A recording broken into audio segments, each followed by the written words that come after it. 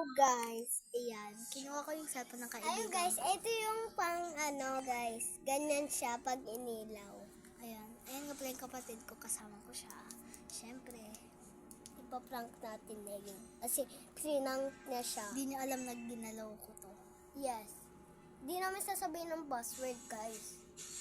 Siyempre. So malaman nyo din yun. Ano kayang gagawin ko? Ipaprank natin. Sara yung pinto. Bilis.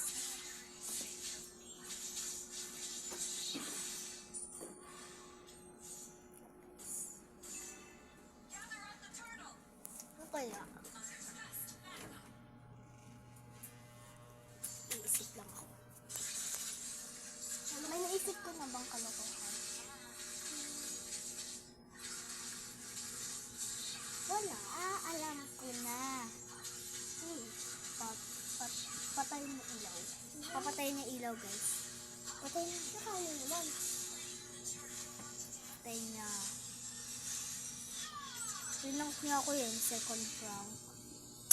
Ano? Alam mo, ikaw lang. Ayan yung prank namin, guys. Ayan, di na alam. Ito lang, guys.